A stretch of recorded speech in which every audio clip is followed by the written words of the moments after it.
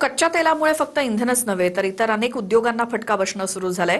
महाराष्ट्रामध्ये तर जळगाव, बीड, सोलापूर, नाशिक सोबतच अनेक जिल्ह्यांमध्ये इतरही काही उद्योगांना हळूहळू झळ बसू लागली आहे। बघूया त्यावरचा रिपोर्ट।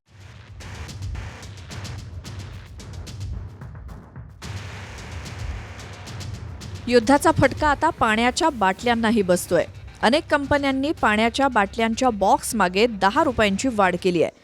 पाणी महाग झालं नसून पाण्याची बाटली तयार करण्यासाठी कच्च्या मालाचा तुटवडा निर्माण झाल्यामुळे ही दरवाढ झाली आहे।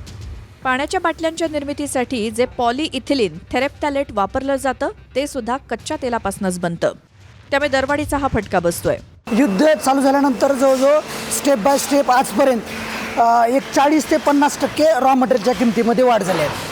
आपण जनरली हे पेट्रोकेमिकल प्रॉडक्ट असल्यामुळं जे पॅकेजिंगसाठी जे मटेरियल लागतात प्रीफॉर्म, क्लोजर, पॅकेजिंग मटेरियल हे सगळे काय मिडल ईस्टवरनं वगैरे काही त्यांचे कच्चे माल आपल्याकडे येतात।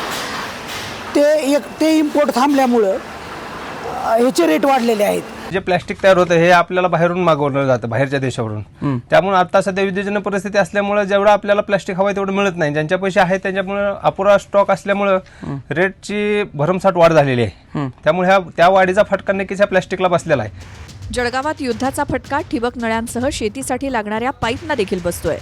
पाईप निर्मिती करणारे 300हून अधिक उद्योग आणि पुरवठादारांचा व्यवसाय ठप्प होण्याच्या मार्गावर आहे। कच्च्या मालाचा पुरवठा बंद झाल्यामुळे दरवाढ झाली आहे। मिळालेल्या माहितीनुसार 30 ते 40% पाईपच्या किमतीत वाढ झाली आहे। रॉ मटेरियल लागतं हे व्हर्जिन असतं आणि व्हर्जिन मटेरियल जे असतं हे पेट्रोकेमिकल्स इंडस्ट्रीमध्ये मॅन्युफॅक्चर होतात, म्हणजे IOCL, गेल इंडिया, रिलायन्स यांच्यामध्ये।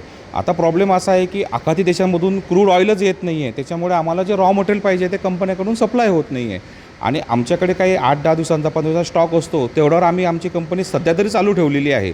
पण अजून हे युद्ध लांबलं तर मला नाही वाटत सर की 10-15 दिवसांनंतर कंपनी चालू राहील।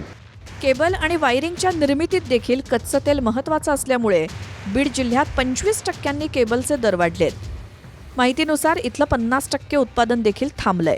केबल कंपनीमध्ये जे मूळ ॲल्युमिनियम येतं, PVC येते, ह्याच्यामध्ये खूप प्रमाणामध्ये रेट वाढलेले आहेत। हे जे युद्ध जागतिक लेवलचं युद्ध आहे, ह्या जागतिक लेवलच्या युद्धामुळे सर्वसामान्यांवर खूप इफेक्ट होत आहे आणि ह्याच्यामध्ये सर जवळपास 50%चा फरक पडलेला आहे सर प्रोडक्शनमध्ये आणि सध्या काम पण त्याच्यामुळे थांबवलेलं आहे। आम्ही प्रोडक्शन थांबवलेलं आहे सर रेट वाढीमुळे।